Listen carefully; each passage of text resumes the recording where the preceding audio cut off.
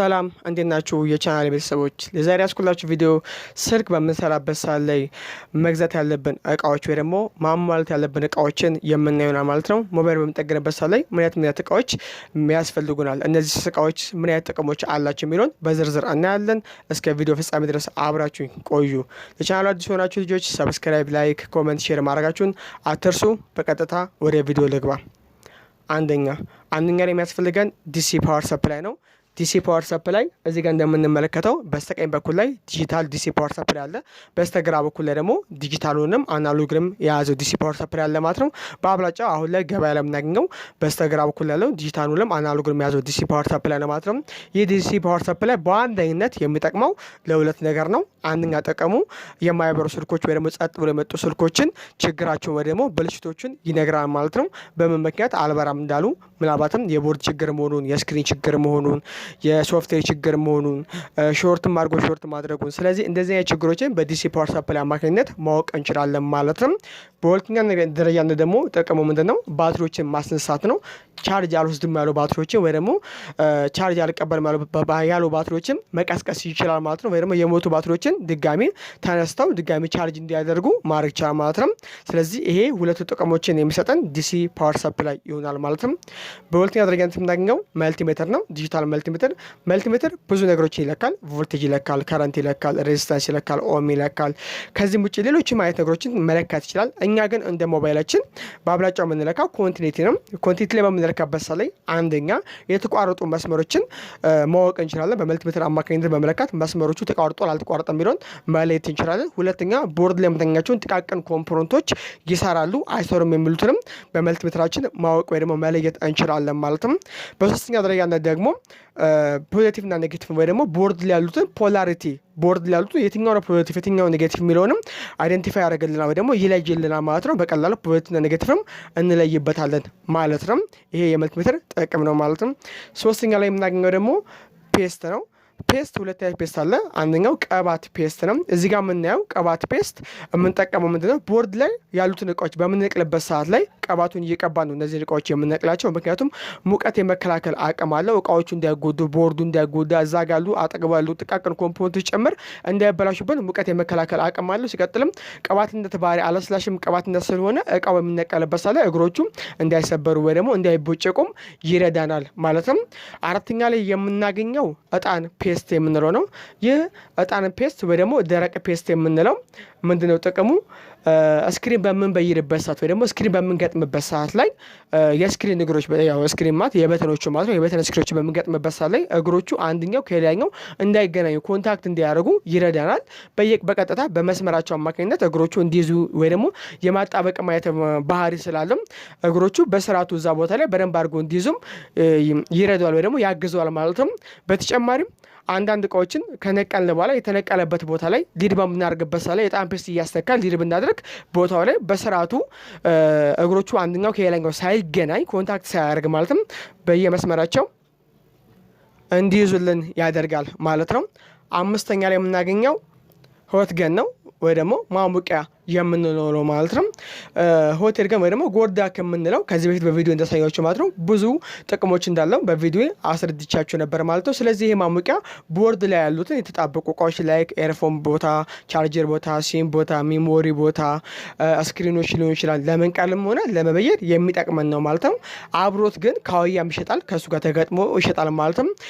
ካውያ ደግሞ ቦርድ ላይ ያሉትን ጥቃቅን ኮምፖነንቶች በተጨማሪም ደግሞ ገመድ ያላቸው ላይክ ማይክ፣ ስፒከር፣ ኤርፒስ፣ ቫብሬተር እንደዚህ እቃዎችን ለመንቀልም ሆነ ለመበየር ይጠቅመናል ማለት ነው። በተጨማሪም ቦርድ ላይ ሊድ መቀባት ስንፈልግ ወይ ደግሞ ሊድ ማድረግ ስንፈልግም በካውያ አማካኝነት ሊድ ማድረግ እንችላለን ማለት ነው።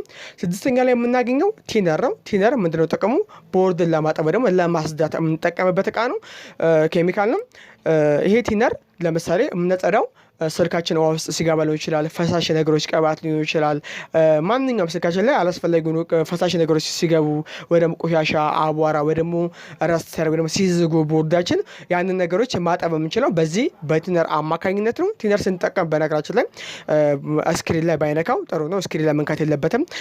ስፒከር ላይ መጠቀም የለብንም። በተጨማሪም ካሜራ ላይም መጠቀም የለብንም ማለት ነው። ከዚህ ውጪ ቦርድ ላይ ሙሉ ለሙሉ ብንጠቀም ምንም ችግር የሚያመጣው ነገር ስለሌለ ቲነሩን ቦርድ ላይ በማድረግ በማድረግ በደንብ አድርገን ቦርዱን ማጠብና ማጽዳት እንችላለን ማለት ነው።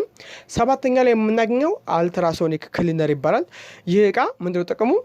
ቦርዶችን ለማጠብ የሚጠቅመን እቃ ነው። አንድ ስልክ ውሃ ውስጥ ገብቶ ሲመጣ ወይ ደግሞ ቆሽሾም ሊሆን ይችላል።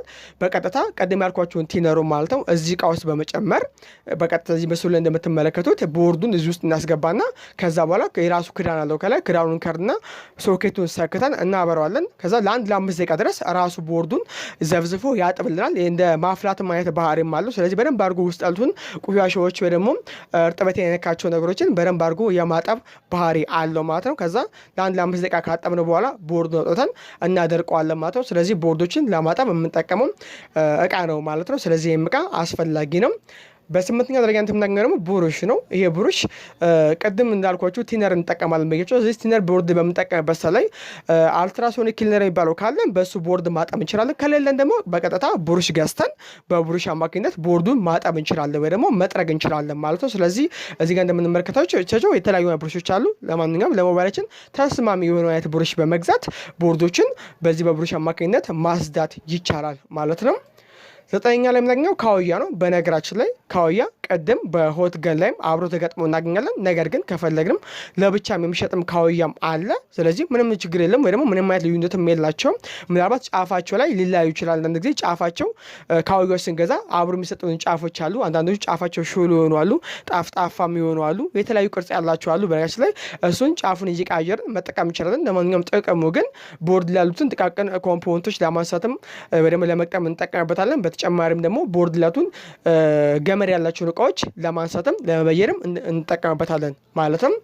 አስረኛ ላይ የምናገኘው እቃ ሊድ ነው። ሊድ እንግዲህ ለመበየጃነት የምንጠቀመው ነው ማለት ነው። ስለዚህ ሽቦ ነገር ነው። ያው ያጣብቃልም፣ ኤሌክትሪክ የሚያስተላልፋል፣ ኮንታክት የሚያደርጋል ማለት ነው። ስለዚህ የምንፈልጋቸውን እቃዎች በምንገጥምበት ሰዓት ላይ በሊድ አማካኝነት ስለሆነ ማስያዝ አለብን። ስለዚህ ሊድ ለሞባይላችን አስፈላጊ እቃ ነው ማለት ነው። 11ኛ ደረጃነት የምናገኘው ደግሞ ጃምፐር ነው። ጃምፐር ምንድነው ጥቅሙ? የተቋረጡ መስመሮችን ጃምፕ ማድረግ ነው ወይ ደግሞ ማገናኘት ነው ማለትም። የተቋረጡ መስመሮችን በዚች በቀጭን በሆነች ሽቦዋ ማገናኘት ይቻላል ማለትም። ይሄ ጃምፐር በነገራችን ላይ ሙሉ ለሙሉ ኤሌክትሪክ አያስተላልፍም፣ ቀለም ተቀብታ ወይ ደግሞ ኮንዳክት አያደርግም ማለትም። እኛ በምንጠቀምበት ላይ ጫፉ ነው በካውያ በማስነካት ቀለሙ የራሱን ቀለም እንዲለቅ እናደርግና ጫፍ እንደ ጫፍ ላይ ቀለሙ እንዲለቅ በማድረግ የምንበየንበት ቦታ ላይ በቀጥታ ጃምፕ ማድረግ ይቻላል ማለት ነው። በተጨማሪም ሞባይላችን ላይ ገመር ልክ ገመር አስፈላጊ ሆኖ ሲገኝ ጃምፐርን መጠቀም እንችላለን። ለምሳሌ አንዳንድ ገመሮች ሲያጥሩ በጃምፐር አማካኝነት ገመዱን ማስረዘም ይቻላል ማለት ነው። በ13ኛ ደረጃነት የምናገኘው መፍቻ ነው። የሞባይል መፍቻ እዚህ ጋር የምታዩት ሙሉ የተሟላ ሴት መፍቻ ነው የያዘው። የተለያዩ ታይፕ ያላቸው ናቸው። አይፎን የሚፈታ አለው፣ ኖኪያ የሚፈታ አለው፣ ሁዋዊ የሚፈታ አለው።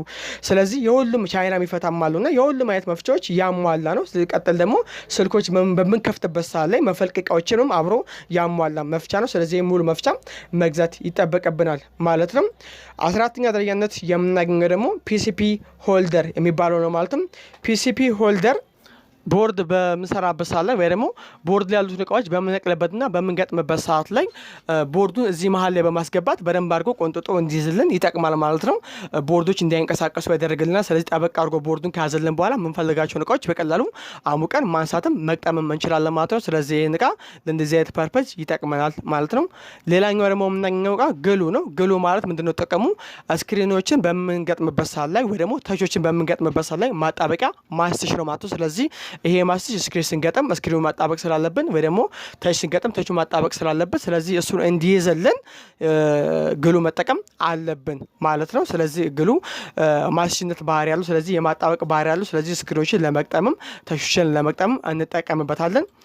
በ16ኛ ደረጃ የምናገኘው ቢገር ነው። ቢገር ማንኛውም ጥቃቅን ኮምፖነንቶች ወይ ደግሞ ቦርድ ለቱ ማንኛውም እቃዎች በምናነሳበት ላይ በዚህ በቢገር በመያዝ ነው እቃዎችን ማንሳትም መመለስ የምንችለው ማለት ነው። ስለዚህ ይሄ ቦርድ ለቱ እቃዎች ለማጀነት የምንጠቀምበት ነው ማለትም።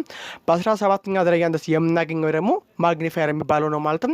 ስለዚህ ማግኒፋየር ምንድነው ጠቀሙ? ማጉያ ነው። ምንድነው ጥቃቅን የሆኑ ነገሮችን በጣም ማግኒፋይ አድርጎ ደግሞ አጉልቶ የሚያሳየን ነው ማለት ነው። ስለዚህ ጥቃቅን የሆኑ ኮምፖነንቶች ሊሆን ይችላል ቦርድ ላይ በአይናችን ማየት የማንችላቸው ነገሮችን ማግኒፋይ በማድረግ ማሳየት ይችላል ማለት ነው። በነገራችን ላይ የሞባይል መፍቻ እንኳን ስንገዛ አብሮ ተካቶም እናገኛለን ይህን ማግኒፋየር ማለት ነው። የመጨረሻው የምናገኘው ኤልሲዲ ዲስፕሌይ ፓናል ወይ ደግሞ ስፓናቶር የሚባል ነው ማለት ነው። ይሄ ምንድነው ጥቅሙ? ሲልድ የሆኑ ስክሪኖችን በቀላሉ ለማንሳት ይጠቅመናል። በተጨማሪም ደግሞ ግላሶችንም ለማንሳት ይጠቅመናል። በተጨማሪም ተቾችን ከስክሪን ላይ ለማለቀቅም የምንጠቀምበት ማሽን ነው ማለት ነው። በአጠቃላይ ለዛሬ ያስኩላችሁ ቪዲዮ ይሄንን ይመስላል። በቀጣይ ቪዲዮ እስከምንገናኝ ድረስ መልካም ጊዜ ይሁንላችሁ።